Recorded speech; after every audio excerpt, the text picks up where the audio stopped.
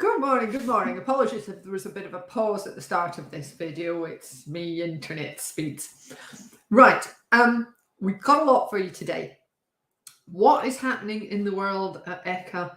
Oh God, they are pouring stuff out like you would not believe.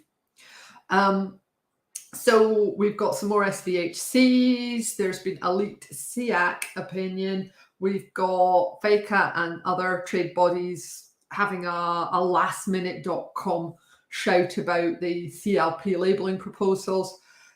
I can't put it all in this video, but what I can do is I can put what is probably the most sort of immediate one, which is the SVHCs, proposed SVHCs. There we are. And I can also say, if you want to know more, then please do sign up for our newsletter, because there's a pile of information about these things in there. I would give you the link, but like an idiot, I forgot to line it up. I'll put it in later, okay? Don't tell anybody. Yeah, it's a bit of a weird day today here in the UK, because of course it's the anniversary of the Queen's death, and so it just feels like it's been, well, it hardly seems to have been a year for starters, and we're all still a bit adjusting to the new thing. You know, the first time you have the new stamps with King Charles, first time you handle paper money with King Charles on it, you know, it's a big deal for those of us who live here. And it doesn't matter if you're an absolutely pro-rabid raving monarchist, or you're equally a completely down with the monarchy, we want to be Republican. By the way, if you're on that side of the equation, are you aware that we've basically had a royal republic since King Charles II? Have a look at Dr. David Starkey for his theory on this. It's really interesting. But I digress. So back to chemicals and the chemical industry. We've talked about ECHA and the SVHCs. How many people do they think are there to deal with all of this stuff? Really? What else did I say we were going to talk about today? Sorry, senior moment here. Yes, really, this is really super important.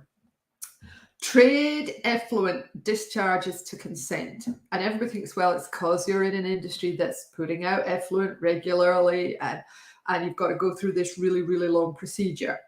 But what happens if you need a quick trade effluent consent for something that's a one-off or something irregular? You've got something that's over and above your normal. This happens a lot during decommissioning and shutdown, or in the commissioning phase.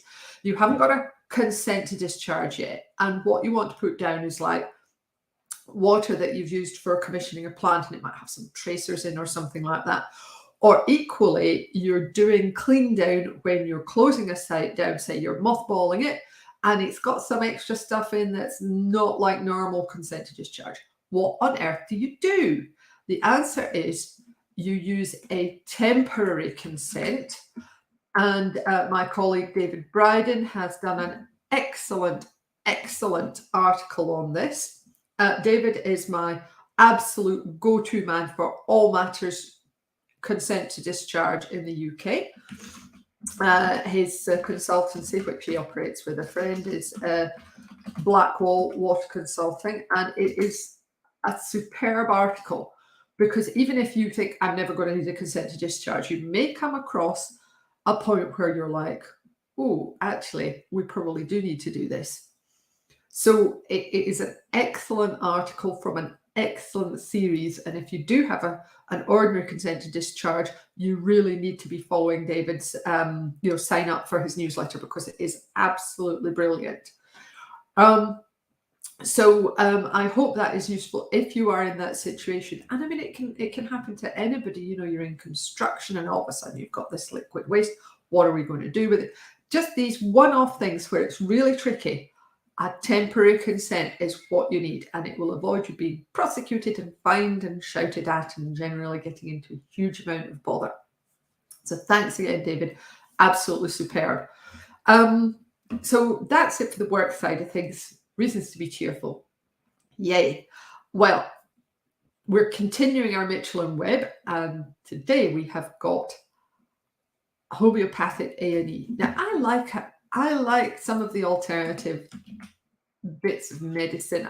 personally found a naturopathic doctor with adjusting your female hormones as you approach and then go through menopause. That's been excellent advice. But of course, not everything works, does it? So this is homeopathic, Amy. Enjoy.